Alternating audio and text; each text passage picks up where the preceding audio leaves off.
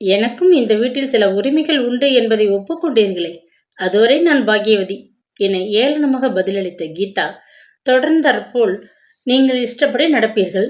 அதை நான் கண்டு கேட்கக்கூடாது. பார்த்து கொண்டு மௌனமாக இருக்க வேண்டும். இந்த நிபந்தனை உங்களுக்கே நியாயமாகப்பட்டால் சரி. சொந்த மனைவி கண்ணீர் வடிக்க இன்னொருத்தியுடன் காதல் நாடகம் நடத்த வேண்டும் என்ற ஆசைதான் உங்கள் வாழ்க்கையின் லட்சியமாயிருந்தால் உங்கள் லட்சியம் வெற்றி பெறட்டும் என்று கோபம், ஆத்திரம், துக்கம் முதலிய உணர்ச்சி வசப்பட்டு விம்மி அழுதாள். அதற்கு பதில் பேசாது நாகராஜன் அங்கிருந்து விற்றென வெளியேறினான். திடுக்கிட்டு கீதா விழித்து கொண்டு படுக்கையில் எழுந்து உட்கார்ந்து கொண்டாள். கீழ்வானத்தில் உதித்து எழுந்து கொண்டிருந்த இளஞ்சூரியனின் கிரணங்கள் ஜன்னல் வழியாக சுரீர் என அவள் முகத்தின் மீது வந்து தாக்கின. பொழுது விடிந்து அதிக நேரமாயிற்று என்பதை உணர்ந்த அவள் பரபரப்புடன் கீழே இறங்கி வேகமாக பின்கட்டிற்கு சென்றாள். நாத்தனார் பாகிரதிக்கு உடம்பு இன்னும் பூரணமாக குணமாகவில்லை.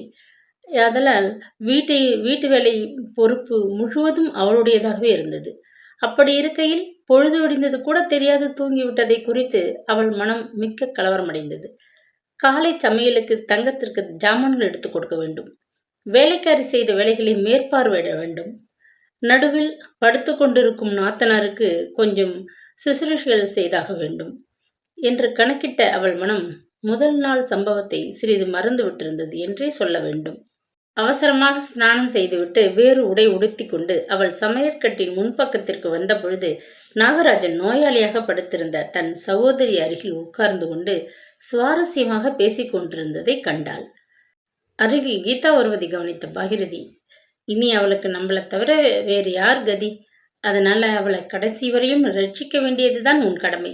சாப்பிட சாதத்துக்கும் கட்டிக்க துணிமணிக்கும் பஞ்சமில்லாமல் காப்பாத்தி விடு என்று பேசி கொண்டிருந்தாள் நாத்தனார். பொன்னியை பற்றி தன் கணவனிடம் பரிந்து பேசிய சொற்களை கேட்ட கீதா திகைத்து போனாள். பாகிரதிக்கு சித்தப்பிரமை ஏற்பட்டு விட்டதா என்ன? தம்பிக்கு புத்தி சொல்லி அவனது தவறான நடத்தையை ஒழுங்குபடுத்த முயல வேண்டிய சகோதரியா இப்படி பேசுவது? பொன்னியை நாகராஜன் கடைசி வரை வைத்து காப்பாற்றப்பட்ட கடமைப்பட்டவனாமே. ஏன் கல்யாணமாகாது பிரம்மச்சாரியாக உல்லாசமாக நாகராஜன் பொழுதை கழித்த காலத்தில் பொன்னியின் யௌனவ சோபைக்கு மயங்கி அவளுடன் தொடர்பு ஏற்படுத்தி கொண்ட ஒரு பிசகிற்காக வாழ்நாட்கள் முழுவதும் அவளை வைத்து காப்பாற்ற வேண்டுமா? ஐயோ, இந்த பாவி எங்கிருந்து யமனாக கீதாவிற்கு வந்து சேர்ந்தாள்? இன்ப நிலவு பொழிந்து கொண்டிருந்த தன் வாழ்க்கையை பாழ்படுத்த கூடிய பாதகி ஒருத்தி இருக்கிறாள் என்பதை அதுவரை கீதா தெரிந்து கொள்ளாதிருந்தது எத்தனை மூடத்தனம்! நாகராஜன் மிக பரிசுத்தமான நடத்தை உடையவன் என்று அவன் பேச்சில் மயங்கி ஏமாந்தல்லவா போய்விட்டாள். வினாடியில் பலவும் சிந்தித்த கீதாவின் மனதில் அடங்கி போயிருந்த துக்கம் குமுறி எழுந்தது. பொங்கி வந்த கண்ணீரை சமாளித்து கொண்டு பாகிரதி அருகில் வந்தாள். சுக்கு கஷாயம் போடச் சொன்னிலே, தயாராகிவிட்டது, எடுத்துக்கொண்டு வரட்டுமா என வினவினாள். கீதா அருகில் நிற்பதை கவனித்த பாகிரதி ஒரு கணம் திடுக்கிட்டாள். அதை சட்டென சமாளித்து கொண்டு, எடுத்துட்டு வாயினம்மா, இதுக்கு என்ன கேட்கணுமா என்று புன்னகையுடன் பதிலளித்தாள். நாத்தனார் முகத்தில் ஏற்பட்ட மாறுதல்களை நொடி பொழுதில் கவனித்த கீதாவிற்கு மிக ஆச்சரியமாக இருந்தது. பாகிரதி வெளிப்பார்வைக்கு தோன்றுவதைப் போன்று வெகுளி மனுஷி அல்ல. மனதிலே ஒன்றும் வெளியே ஒன்றுமாக பேசும் நயவஞ்சகி. இத்தனை நாட்களாக அவளை சரியாக புரிந்து கொள்ளாமல் போனது எத்தனை அசட்டுத்தனம் என்று கீதா தன்னையே நொந்து கொண்டு சமையல் அறைக்குள் சென்றாள். சுக்கு கஷாயத்தை ஆற்றி வெள்ளி கிண்ணத்தில் விட்டு நாத்தனாரிடம் கொடுத்துவிட்டு கீதா திரும்பிய பொழுது நாகராஜன் தன் முகத்தையே பார்த்து கொண்டு நிற்பதை உணர்ந்தாள். ஏதோ சொல்ல தவிப்பவன் போல அவனது முகபாவம் ஒரு க்ஷண நேரம் அவளுக்கு தென்பட்டது. ஆனால் அடுத்த நிமிஷம் அவனது முகபாவம் எப்பொழுதும் போல கம்பீரமான கலையை மேற்கொண்டதை வியப்புடன் கவனித்தாள் அவள். 2 நாள் இந்த கஷாயத்தை சாப்பிட்டால் எல்லா வியாதிகளும் பஞ்சாய் பறந்து போயிடும் என்று கூறிய பாகிரதி மருந்தை உட்கொண்டு விட்டு கிண்ணத்தை அருகில் உள்ள மேஜை மீது வைத்தாள். அதை எடுக்க சிறிது குனிந்த கீதாவின் முகத்தை அப்பொழுதுதான் பாகிரதி நன்றாக கவனிக்க நேர்ந்தது. இரவெல்லாம் சரியாக தூங்காது கண்ணீர் விட்டு கழித்ததனால் வாடியிருந்த அவளது முகத்தை உற்று பார்த்த பாகிரதி கவலையுடன், என்னம்மா கீதா, உடம்புக்கு என்ன? மூஞ்செல்லாம் ஒரு மாதிரி இருக்கே என்று விசாரித்தாள். நாத்தனார் தன் மீது காட்டும் அபிமானம் கீதாவிற்கு வேடிக்கையாக இருந்தது. அவளுக்கு பதில் சொல்ல வாயை திறக்கும் முன் குறுக்கிட்ட நாகராஜன், ராத்திரி ரொம்ப நாளை ஏதோ கதை புத்தகம் ஒன்றை படித்துக் கொண்டிருந்தாள், நன்றாக தூங்கவில்லை, அதனால்தான் அப்படி தோன்றுகிறது என்று முடித்தான். கணவன் சொன்ன பொய்யை கேட்டு ஸ்தம்பித்து போனாள். புருஷனும் மனைவியும் பொன்னியை உத்தேசித்து மனஸ்தாபப்பட்டு கொண்ட விஷயம் சகோதரிக்கு தெரியக்கூடாது என்று நாகராஜன் மறைக்கிறான். பொன்னிக்கும் நாகராஜனுக்கும் உள்ள உறவை கீதா தெரிந்து கொள்ளக்கூடாதென்று மறைக்கிறாள் பாகிரதி. ஏன் இப்படி இருவரும் பொன்னி விஷயத்தை மறைக்க முற்பட வேண்டும்? மர்மம் யாதாக இருக்கும் என்று பலவாறு எண்ணி குழம்பிய கீதா பாகிரதியிடம் எதுவும் பேசும் முன் சமையல் அறையில் இருந்த தங்கத்தின் குரல் கேட்கவே அவளை கவனிக்க சென்று விட்டாள். சமையல்காரிக்கு உதவியாக காய்கறிகளை நறுக்கிக் கொண்டிருந்த போது கீதாவின் மனம் ஒரு நிலையில் இல்லாமல் தத்தளித்தது. என்னம்மா இது? கத்திரிக்காய் கூட்டு செய்ய வேண்டும் என்று சொல்லிவிட்டு புடலங்காயை நறுக்கிக்கின்றிருக்கேளே என தங்கம் ஆச்சரியத்துடன் வினவிய பொழுதுதான் கீதா தன் நினைவு பெற்று இந்த உலகத்திற்கு வந்தாள். முதலில் அப்படித்தான் சொன்னேன், அவருக்கு புடலங்காய் கூட்டு என்றால் பிடிக்குமே என்ற ஞாபகம் வரவே அதை நறுக்கினேன் என்று தன் தவறை உணர்ந்து மறு வினாடியில் சமாளித்து கொண்டு கீதா பதிலளித்தாள். தங்கம் பதிலுக்கு கழுக்கென்று சிரித்தாள். என்னவோமா, நானும் 4 வருஷமா ஆத்தில் சமையல் சேலை செஞ்சுட்டு தான் இருக்கேன். உங்க ஆத்துக்காரருக்கு பிடிச்ச காய்கறி எதுன்னு எனக்கு இன்னி வரை தெரியாது. எதை பண்ணி போட்டாலும் சிவனேன்னு சாப்பிட்டு விட்டு போய்விடுவார். சாப்பாட்டு விஷயத்திலே ரொம்ப பிரியமுள்ளவர் உங்க மச்சினர் தான். ஆனால் நமக்கு என்ன தெரியும்? ஆத்துக்காரருக்கு எது பிடிக்கும் எது பிடிக்காதுங்கிறது பெண்டாட்டிக்குத்தான் தெரிந்திருக்கும் என்று மேலே பேசி கொண்டு போனாள். கைவேலியை நிறுத்திவிட்டு கீதா தங்கத்தின் முகத்தை ஆவலுடன் பார்த்தாள். 4 வருஷங்களாகவா இந்த ஆத்தில் நீங்கள் வேலை செய்து கொண்டிருக்கிறீள் என்று பதட்டத்துடன் கேட்ட கீதாவை வியப்புடன் பார்த்தாள் தங்கம். ஆமாம், இங்கேதான் இருக்கேன். ஏன் கேட்கிறேள் என்று அவள் கேட்டாள். கீதாவின் உதடுகள் துடித்தன. 4 வருஷங்களாக அந்த வீட்டில் சமையல் வேலை செய்யும் தங்கத்தின் கூரிய கண்களுக்கு நாகராஜன், பொன்னி இவர்களின் தொடர்பு விஷயம் புலப்படாது போய்விடுமா என்ன? கட்டாயம் அவளுக்கு சங்கதி தெரிந்திருக்கும். அக்காவும் தம்பியும் மறைத்து வைக்கும் பொன்னியை பற்றிய விவரத்தை தங்கத்திடம் கேட்டாள். கீதா வாயை திறந்தாள். தங்கம் தன்னை பரிதாபமாக பார்ப்பதை போன்று ஒரு பிரமை ஏற்பட்டது அவளுக்கு. சே, என்ன முட்டாள்தனம்! கணவனை பற்றிய அந்தரங்க விஷயத்தை யாருடன் சம்பாஷிப்பது? வீட்டில் வேலை செய்யும் சமையற்காரியிடமா? என்ன அசட்டுக்காரியம்! பொன்னியை பற்றிய விவரம் சரியாக தெரியாமல் இருந்தாலும் இருக்கட்டும், அதற்காக கேட்டு கணவனின் கௌரவத்தை குறைப்பதா என்று எண்ணமிட்டாள். கீதா அவளினால் துடித்த மனதை கட்டுப்படுத்திக் கொண்டாள். சம்பந்தமில்லாதடமெல்லாம் ஏன் கேட்கிறேன் என்று தங்கம் மீண்டும் சம்பாஷணையை துவங்க முயற்சித்த போது, ஒன்றுமில்லை, வெறுமனைதான் கேட்டேன் என்று அசிரத்தையாக பதிலளித்த கீதா மற்ற காரியங்களை கவனிக்க ஆரம்பித்தாள். கணவன் கூப்பிடும் குரல் கேட்டு மாடி அறைக்கு சென்றவள் அவன் வெளியே போவதற்கு தயாராக உடுத்தி கொண்டு ஹாலில் தன் வரவை எதிர்பார்த்து நிற்பதை கண்டாள். முதல் நாள் இரவு அவர்களுக்குள் நடந்த கசப்பான சம்பாஷணை முழுவதும் அவளது நினைவுக்கு வரவே அவளால் அவனது முகத்தை நிமிர்ந்து பார்க்க கூட முடியவில்லை. மௌனமாக அங்கே வந்து நின்ற மனைவியை கண்ட நாகராஜன், ஒன்றுமில்லை, நான் தொழிற்சாலைக்கு புறப்பட்டு கொண்டிருக்கிறேன், சொல்லிவிட்டு போகலாம் என்றுதான் அழைத்தேன் என்றான். தினமும் நடக்கும் சம்பவம் தான் அது. எத்தனை வேலைகள் இருந்த போதிலும் கீதா கணவனை வெளியில் புறப்படும் முன் சென்று வழி அனுப்பி விட்டு வர தவறமாட்டாள். அவளுக்கு அதில் இருக்கும் அலாதி திருப்தியை உணர்ந்துதானோ என்னவோ அவனும் மறக்காது வெளியே செல்லும் முன் சொல்லிக் கொள்ளாமல் போவதில்லை. எப்போ திரும்பி வருவீர்கள் என்று வழக்கமாக கேட்கும் கேள்வியை கீதா அன்று கேட்கவில்லை. அதற்கு பதில் என்று மெல்ல முனகினாள். தலையை குனிந்தபடியே, இன்றைக்கு வேலை ஜாஸ்தியாக இருப்பதால் வீட்டிற்கு சாப்பிட வர முடியாது போல இருக்கிறது, அதனால் சாப்பாட்டை ஆபீஸுக்கே அனுப்பிவிடு என்று தானே பதிலளித்த நாகராஜன் கீதாவின் அருகில் சென்று அவளது கன்னத்தை செல்லமாக தட்டிவிட்டு வெளியேறினான். கொபீரென்று முகத்தின் மீது யாரோ நெருப்பை வாரி வீசியதை போன்று இருந்தது அவளுக்கு அந்த செய்கை. அன்று பகல் வீட்டு வேலைகள் யாவற்றையும் ஒழுங்காக கவனித்துவிட்டு சாப்பிட இலையில் உட்கார்ந்த கீதாவிற்கு சாப்பிடவே பிடிக்கவில்லை. இவ்வளவு அமர்க்கலமான பின்பும் தன் கணவன் விஷயங்கள் ஒன்றுமே நடக்காதது போன்று நடந்து கொள்ள முயற்சிப்பது அவளுக்கு மிக்க ஆச்சரியத்தை கொடுத்தது. தப்பு காரியங்கள் எத்தனை செய்தாலும் தன்னால் நிலைமையை சமாளித்துக் கொள்ள முடியும் என்பதை மனைவிக்கு அறிவுறுத்தும் நோக்கத்துடன் நாகராஜன் நடந்து கொள்கிறானா?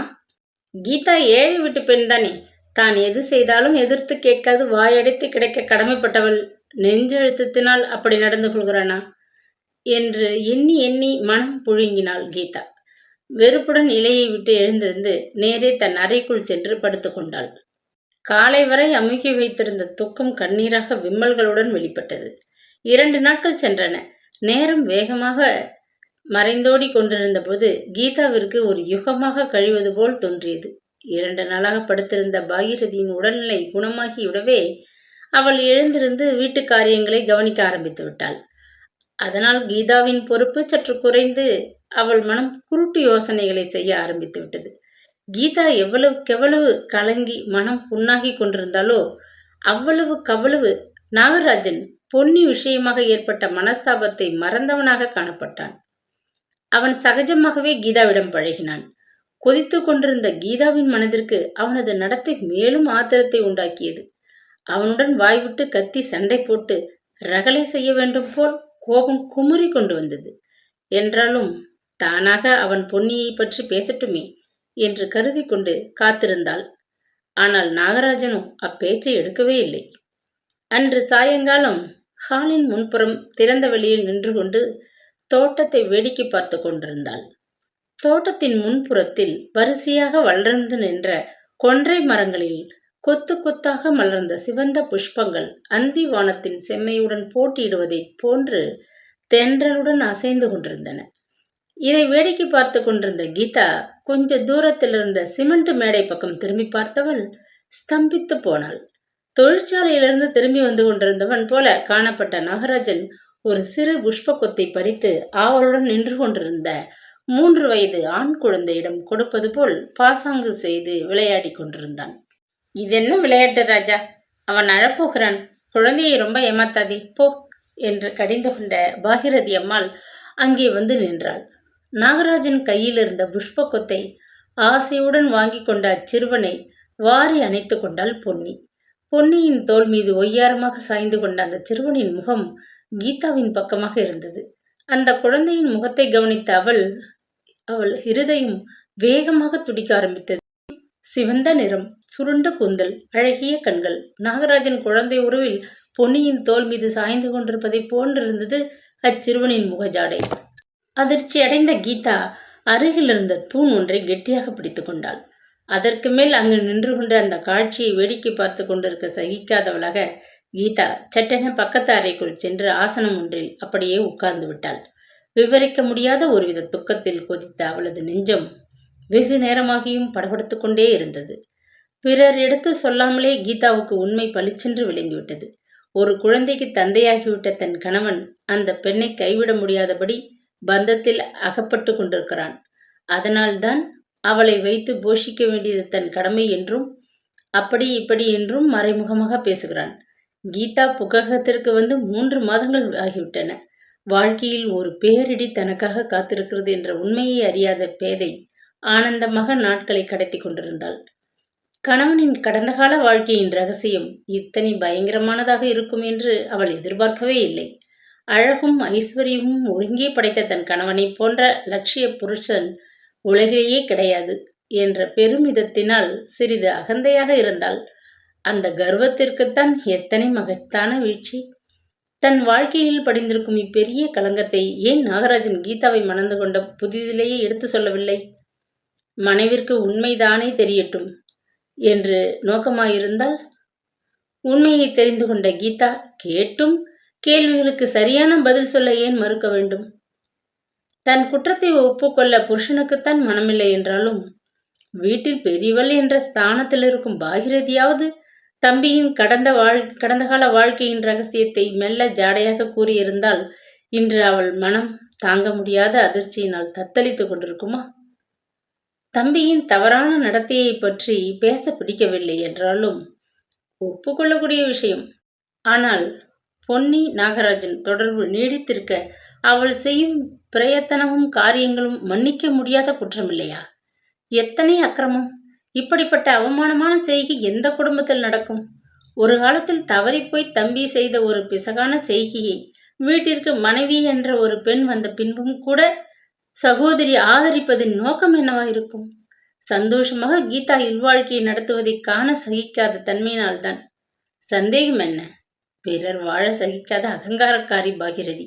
கீதாவின் வாழ்க்கையை விஷமமாக்க முனைந்திருக்கும் கொடும் பாதகி. இந்த லட்சணத்தில் சகோதரன் மனைவி மீது பாசமாக இருப்பது போல் எத்தனை பாசாங்கு! என்ன சாகசம்! அழடா! உலகமே தெரியாத பேதை பெண்ணாக கீதா இருந்து விட்டாளே! இத்தனை நாளும் பொன்னிக்கும் நாகராஜனுக்கும் தொடர்பு ஏற்பட்டு எத்தனை காலமாகி இருக்கும்? குழந்தையின் வயதை கணக்கிட்டால் குறைந்தது 3 அல்லது 4 வருஷங்களாவது இருக்க வேண்டும். பொன்னி இத்தனை நாட்கள் எங்கிருந்தாள்? திடீரென்று இப்பொழுது பங்களாவுக்கு ஏன் அடிக்கடி வருகிறாள்? அவள் காட்டும் உரிமையை பார்த்தால் ஒரு சமயம் நாகராஜன் பொன்னியை ரகசியமாக முன்பே ரிஜிஸ்டர் விவாகம் செய்து கொண்டிருப்பானோ என்னவோ. உண்மை அப்படி இருந்தால் கீதாவின் கதி? தனது நிலைமையை நினைத்த கீதா துக்கம் தாங்க முடியாது அழ ஆரம்பித்தாள். மாடி ஹால் கடிகாரம் டன் டன் என்று ஒலிப்பதை கேட்டு அவள் திடுக்கிட்டு எழுந்திருந்தாள். இரவு மணி 8 ஆகிவிட்டது என்பதை உணர்ந்ததும் விளக்கு ஏற்றப்படாததால் இருட்டாக இருந்த அறையில் நின்று தட்டு தடுமாறிக்கொண்டு வெளியே வந்தாள்.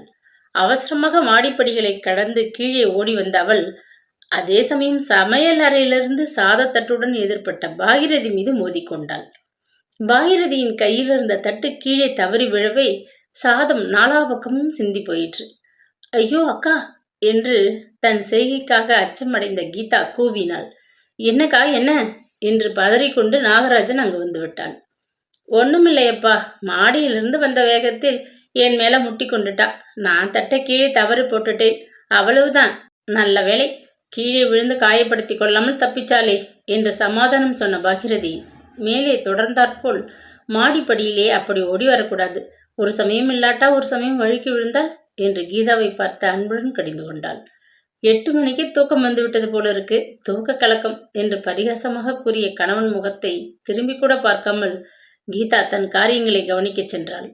இரவு போஜனத்திற்கு பின்பு மேஜை அருகில் உட்கார்ந்து கொண்டு ஆபீஸ் காகிதங்களை சிரத்தையுடன் கவனித்துக் கொண்டிருந்த நாகராஜன் திடீரென்று கீதா கீதா என்று அங்கிருந்தபடியே மனைவியை கூப்பிட்டான்.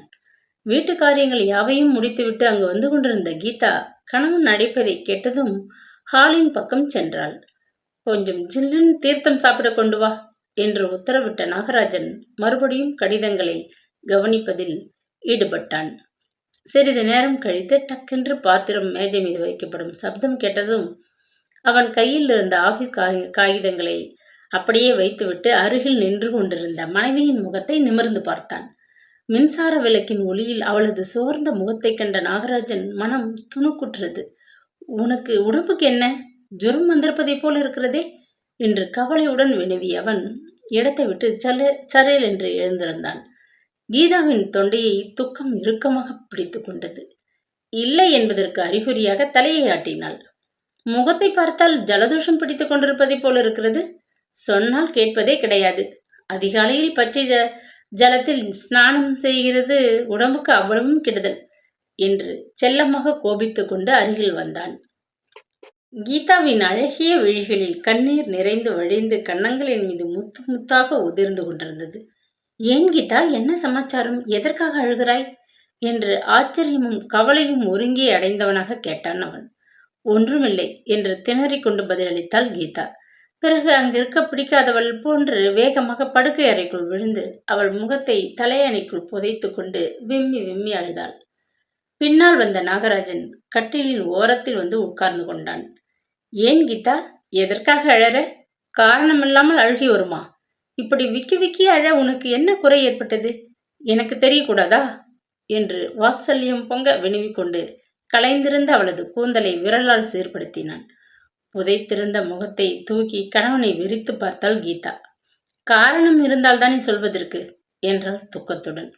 முகம் சிவக்க நீ இப்படி அழுவதற்கு கட்டாயம் காரணம் இருக்கிறது. அதை சொல்ல மாட்டேன் என்று மறுப்பது நியாயமில்லை. நீ அழுது கொண்டிருந்தால் எனக்கு எப்படி வேலை ஓடும் சொல்லு என்று மிகவும் நயமாக கேட்டான்.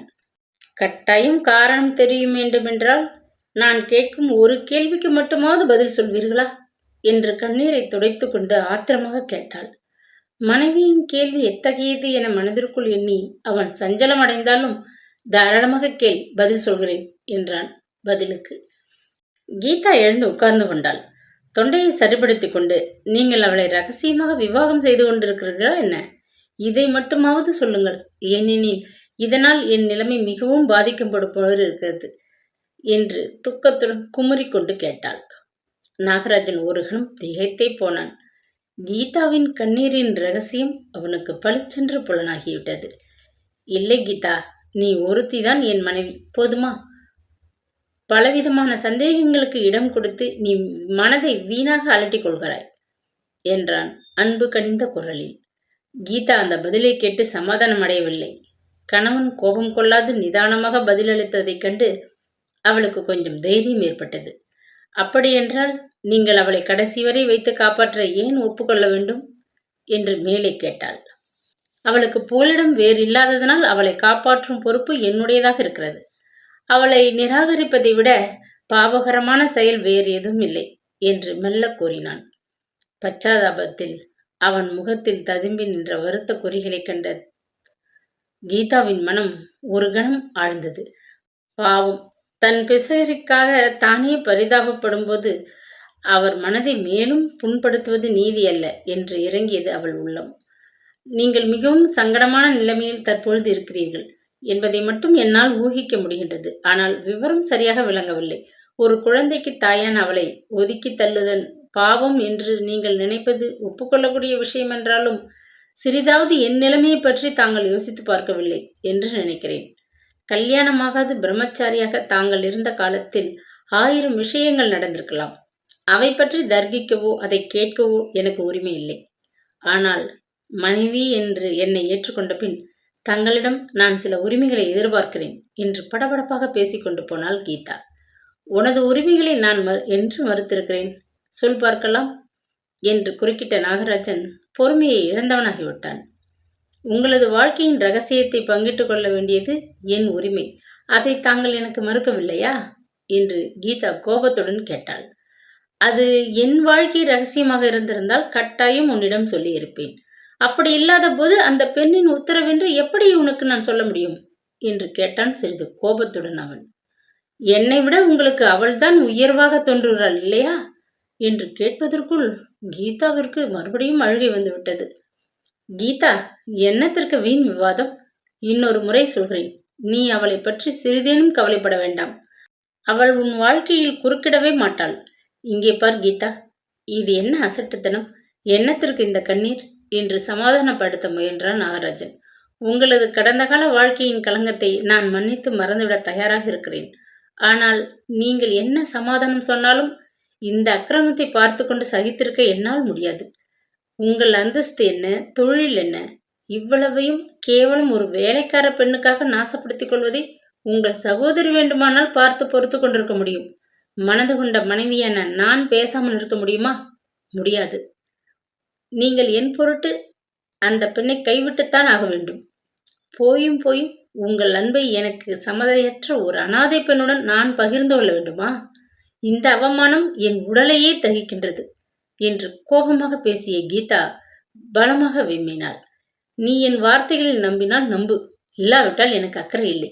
நான் எப்படி நடந்து கொள்ள வேண்டும் என்பதை பற்றி நீ போதிக்க வேண்டியது அனாவசியம் என்று உரத்த குரலில் மொழிந்த நாகராஜன் கோபம் தாங்காதவனாகி அங்கிருந்து வேகமாக வெளியேறினான். ஒரேடியாக சண்டை போட்டு ரகளை செய்து தன் கட்சியை ஜெயித்து விடலாம் என்றாலும் நாகராஜன் விட்டு கொடுப்பனவாக தோன்றவில்லை. சாந்தமாகவும் நயமாகவும் பேசி நியாயத்தை எடுத்து சொல்லி அவனை தன் வழிக்கு திருப்பலாம் என்றாலும் சாத்தியப்படாத விஷயமாக இருக்கிறது. நயத்திற்கும் பயத்திற்கும் அசைந்து கொடுக்காத அவனது இரும்பு உள்ளத்தை எப்படி தகர்த்து தனது இஷ்டப்படி நடக்கச் செய்வது? இப்படி பலவாறு எண்ணுவதிலும் குழம்புவதிலுமே நாட்கள் பலவற்றை கீதா கழித்து விட்டாள்.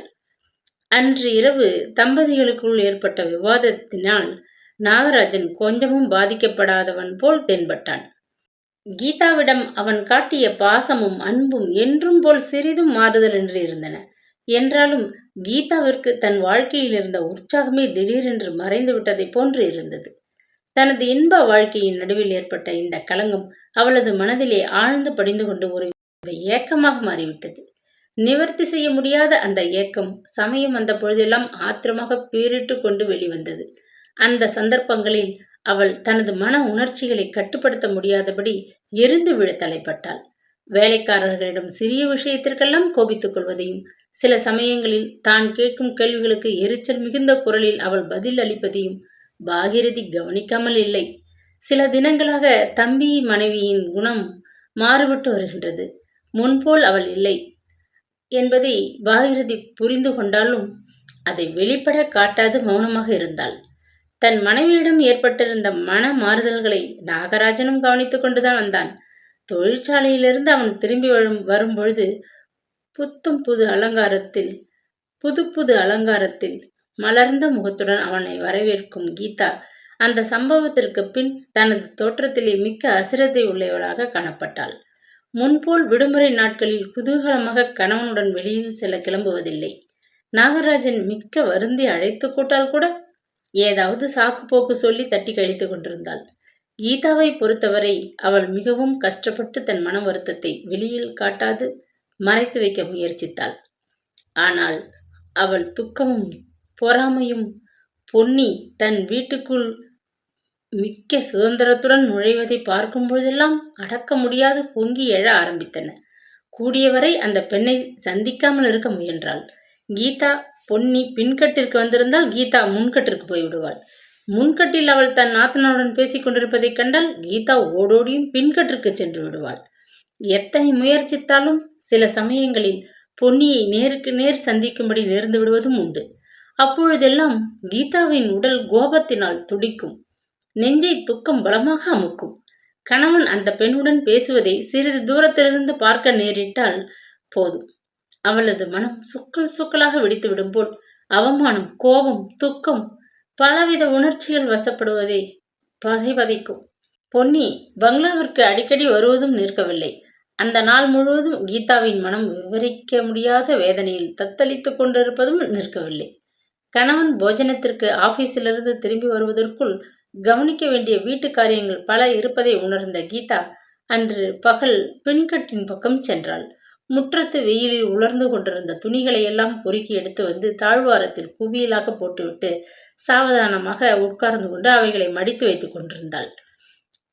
கையில் என்னவோ எந்திரம் போல் துணிகளை அழகாக மடித்து கொண்டிருந்தன. ஆனால் அவள் மனம் அது சமயம் கணவனை பற்றிய சிந்தனையில் ஈடுபட்டிருந்தது. பொன்னி புகலிடமில்லாத அனாதை என்றால் அதை நிவர்த்திக்க வழியில்லை. ஆயுட்காலம் வரை போதுமான அளவு கொஞ்சம் பணத்தை கொடுத்து எங்கேயாவது கண்மறைவாக போய் பிழைத்து கொள்ளும்படி அனுப்பிவிடுதல் மிகவும் கஷ்டமான காரியம் இல்லையே. நாகராஜன் ஏன் அப்படி செய்யக்கூடாது?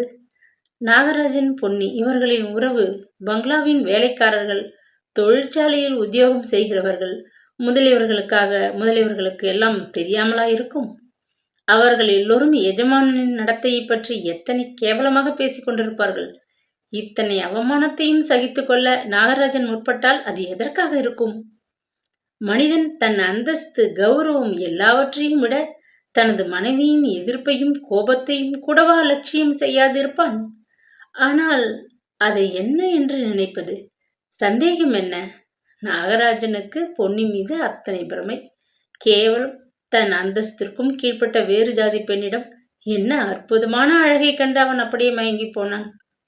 அப்படி நினைக்கும் போது கீதாவின் நெஞ்சும் துக்கத்தினால் வெதும்பியது. கண்களில் லேசாக படிந்த கண்ணீரை அடக்கி கொண்டு மடித்த துணிகளை அடுக்கி வைத்துக் கொண்டிருந்தாள். அது சமயம் அங்கே யாரோ வரும் காலடி ஓசை கேட்டு அவள் திரும்பி பார்த்தாள். அவளது கரங்கள் நடுங்கின. உடல் குப்பென்று வியர்த்தது. நெஞ்சு பக்பக்கென்று அடித்து கொண்டது. தயங்கிக் கொண்டே அங்கு வந்த பொன்னியின் மந்தகாச வதனத்தை கண்ட கீதா தன் உள்ளத்தில் நின்று பீரிட்டு எழுந்த உணர்ச்சிகளை அடக்க இயலாதவளாக கோபக்கனல் வீசும் தன் கண்களால் அவளை குரோதமாக பார்த்தாள். சின்ன எஜமானியுடன் அதுவரை பொன்னி பேசி அறியாள். ஆகவே அவள் மிகவும் சங்கோஜத்துடன், அம்மா, தனியாகவா இவ்வளவு துணிகளையும் மடிக்கப் போறீங்க? நானும் கொஞ்சம் உங்களுக்கு மடித்து தரவா என்று கேட்டுவிட்டு தரையின் மீது கிடந்த துண்டு ஒன்றை கையில் எடுக்கப் போனாள். கீதாவால் கோபத்தை கட்டுப்படுத்த முடியவில்லை. சீ, அதை தொடாதே, போ. நான் கஷ்டப்படுவதை பார்த்து எத்தனை கரிசனம் உனக்கு என்று இறைந்து கத்தினாள். சின்ன எஜமானியின் கோப மொழிகளை கேட்டு திக்புறமை அடைந்து போனாள் பொன்னி. ஏன் இப்படி கோவிச்சுக்கிறீங்க என்று வினயமாக கேட்டாள். முடிவில் கோபித்து கொள்ளாமல், உன்னை கண்டு எனக்கு ஆனந்தம் ஏற்படுமாக்கும். போ என்றால் போயேன். உன் தரித்திரம் பிடித்த முகத்தை பார்க்க நான் தயாராயில்லை. வேலை இல்லை, சமயமில்லை. உனக்கு இந்த வீட்டில் என்ன வேலை? யாரோ விருந்துக்கு அழைத்தது போல் வெட்கம் இல்லாமல் வருகிறாயே, சனியன் என்று மூச்சு விடாது வார்த்தை மாறி பொழிந்த கீதா இடத்தை விட்டு எழுந்து நின்றாள். அது சமயம் கீதா என்று உரத்த குரலை கேட்டு திடுக்கிட்டு இருவரும் திரும்பி பார்த்தார்கள். பின்கட்டின் வாயிற்படி அருகில் நின்று கொண்டிருந்த நாகராஜன் முகம் ரத்தம் போல் சிவந்திருந்தது. இதெல்லாம் என்ன என்று கோபத்துடன் மனைவியை பார்த்து கேட்டான் அவன். கணவனது கோபம் உச்சநிலையை அடைந்திருக்கிறது என்பதை கீதா உணர்ந்தாள். நிலைமை சமாளிக்க முடியாத அளவுக்கு வந்துவிட்டது. வெள்ளம் தலைக்கு மேல் போன பின்பு சான் போனால் என்ன, முழம் போனால் என்ன என்ற துணிச்சலில் இந்த அக்கிரமத்தை எந்த குடும்ப ஸ்திரீதான் சகிப்பாளாம்? இவளை வெளியில் போகச் சொல்ல உங்களுக்கு தைரியம் இல்லை என்றால் எனக்கும் இல்லை என்று நினைக்க வேண்டாம். இந்த சனியன் என் வீட்டுக்குள் இனி காலை எடுத்து வைக்கக்கூடாது என்று பதிலுக்கு ஆத்திரத்துடன் உரத்து சொன்னாள். சின்ன எஜமானியின் கோப மொழிகளை கேட்ட பொன்னி புடவை தலைப்பில் முகத்தை மூடிக்கொண்டு பலமாக விம்மியபடி பின்பக்கத்து கதவு வழியாக தோட்டத்திற்கு ஓடினாள். அதை கண்ட நாகராஜன் பொன்னி இரக்கமாக கூப்பிட்டான். எஜமான் அழைப்பதை கேட்ட அவள் நின்றாள். கண்ணீர் வழிந்த கண்களுடன் மானை போன்று மருண்டு அவனை நோக்கினாள். அருகில் சென்ற நாகராஜன், பொன்னி, நீ வருத்தப்படாதேம்மா. இனிமேல் இந்த வீட்டிற்கு நீ வர வேண்டாம். உனக்கு எது வேண்டுமானாலும் ஆள் வசம் சொல்லி அனுப்பு. நானே நேரில் வந்து கவனித்துக் கொள்கிறேன் என்று வருத்தத்துடன் கூறினான். பதிலுக்கு பொன்னி தலையை ஆட்டிவிட்டு மின்னலைப் போல் தோட்டத்திற்குள் ஓடி மறைந்தாள். சிறிது நேரம் தம்பதிகள் இருவரும் மௌனமாக இருந்தார்கள். நீ அப்படி அவளிடம் நடந்து கொண்டிருக்க கூடாது என்று வெறுப்புடன் ஆரம்பித்தான் நாகராஜன். பின் எப்படி நடந்து கொள்ள வேண்டும்? உங்கள் காதலியை கண்டு ஆனந்தத்துடன் வரவேற்க வேண்டுமோ என்று ஏளனமாக கேட்ட கீதா கோபத்துடன் வெறித்து பார்த்தாள். அவளை இந்த வீட்டை விட்டு வெளியேறும்படி சொல்ல உனக்கு அதிகாரம் இல்லை என்றான் எரிச்சலுடன் அவன். ஏன் இல்லை? இது என் வீடு, இதன் எஜமானி நான் என்று பதிலளித்தாள் சினத்தை கட்டுப்படுத்த முடியாமல் அவள். உன்னளவு அவள் படித்திருந்தால் ஒரு சமயம் தன் சாமர்த்தியத்தை உபயோகித்து கொண்டு இந்த வீட்டு எஜமானியாக ஆகியிருக்கக்கூடும் என்றான் கோபத்துடன். என்னதான் குடிமொழி விட்டது இப்பொழுது? நாளைக்கே அவளை கல்யாணம் பண்ணிக்கொண்டு சந்தோஷமாக இந்த வீட்டில் குடித்தனம் நடத்துங்கள். நான் ஒன்றும் குறுக்கே நிற்கவில்லை என்று சீறினாள் கீதா. நான் எப்படி நடந்து கொள்ள வேண்டும் என்று எனக்கு நீ சொல்லித்தர தேவையில்லை என்று இகழ்ச்சியாக மொழிந்த நாகராஜன் அங்கிருந்து அகன்றான். ஏம்மா கீதா, ராஜா சாப்பிடாமல் அதுக்குள்ளே ஏன் ஆஃபீஸுக்கு புறப்பட்டு போய்விட்டான் என்று கேட்டுக்கொண்டு வந்த பாகிரதி தூணில் சாய்ந்து கொண்டு நின்றிருந்த தம்பி மனைவியின் முகத்தை பார்த்து திடுக்கிட்டு போனாள். முகம் சிவக்க அவள் அழுது கொண்டிருந்தாள். ஏம்மா கீதா, ராஜா என்ன சொன்னா? ஏன் அழுற என்று கவலையுடன் கேட்டாள் பாகிரதி. கண்களை துடைத்து கொண்ட கீதா, ஒண்ணுமில்லை அக்கா, உங்க தம்பிக்கு சின்ன விஷயத்திற்கெல்லாம் கோபம் வருகிறது. ஆஃபீஸ் பேப்பர் எதையோ இங்கே வைத்துவிட்டு காணும்னு கோபித்து கொண்டார் என்று ஒரு பொய்யை சொன்னாள். அசட்டு பிள்ளை, அதுக்கு சாப்பிடாமல் போவானேன்? பட்டினியா வேலை செஞ்சா உடம்பு என்னத்துக்காகும் என்று அனுதாபப்பட்டாள் பாகிரதி. நீங்க இதுக்கெல்லாம் எதற்காக கவலைப்படுறேன்? கோபம் மாறினதும் தானே இன்னும் அரை மணியில் திரும்பி வந்து விடுவார் என்று கூறிய கீதா நாத்தனாரை பார்த்து புன்னகை செய்தாள்.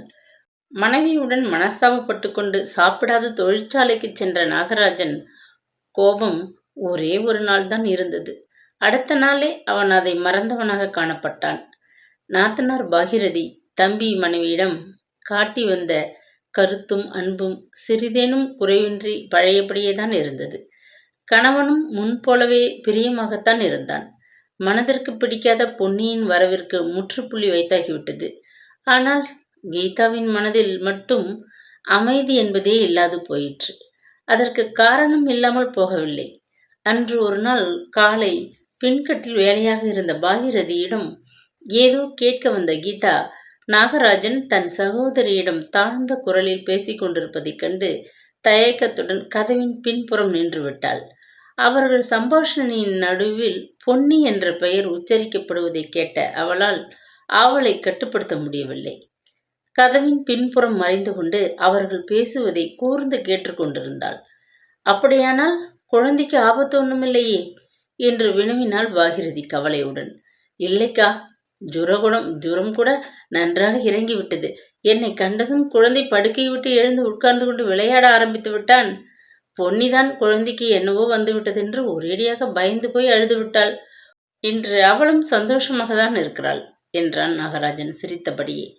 பெற்ற மனசல்லவா, பாவம், அவள் கவலைப்பட்டது நியாயம்தானே என்று கூறிவிட்டு பாகிரதி பெரும்பூச்செறிந்தாள். கீதாவிற்கு அதற்கு மேல் அங்கே நின்று கொண்டிருக்க பிடிக்கவில்லை. அவளது நெஞ்சை துக்கம் அடைத்து கொண்டது. கண்களில் நீர் நிறைந்தது. மெல்ல அவ்விடத்திலிருந்து உட்புறம் சென்றாள். தன் பிறந்த வீட்டின் ஏழ்மையான நிலைமை, அண்ணாவின் குணம், மன்னி மனதின் போக்கு, தாயாரின் உள்ளம், எல்லாவற்றையும் ஒன்று கூட ஒலிக்காது தன் கணவனிடம் அவள் சொல்லியிருந்தாள். நாகராஜனுக்கு அவளது பிறந்த வீட்டின் ரகசியம் யாவும் தெரியும். ஆனால் அவனே கீதாவைப் போல் கள்ளங்கபடமின்றி எல்லாவற்றையும் மனைவியிடம் சொன்னான்? இல்லை. தனது வாழ்க்கையில் இருந்த பெரும் ரகசியத்தை மனைவியிடம் சொல்ல அவனுக்கு மனமில்லை. கீதாவின் மீது அவனுக்கு நம்பிக்கை இல்லை. ஏன்? அன்பில்லை. உண்மையான அன்பு இருந்தால் சொல்லாதிருப்பானா? பொன்னி பங்களாவுக்கு வருவது நின்று விட்டது, உண்மைதான். ஆனால் என்ன? அதற்கு பதிலாக நாகராஜன் அவனை சென்று சந்தித்து வர ஆரம்பித்து விட்டான். பொன்மேடு டிம்பர் ஒர்க்ஸின் முதலாளி தனது கௌரவத்தை எல்லாம் புறக்கணித்துவிட்டு ஒரு வேலைக்கார பெண்ணின் வீட்டுக்கு சென்று வருவதென்றால் மிகவும் கேவலமான செய்திதான். அதை பார்த்து கொண்டு பொறுமையாக இருக்க வேண்டிய மனைவிக்கு மனதில் எப்படி அமைதி ஏற்படும்?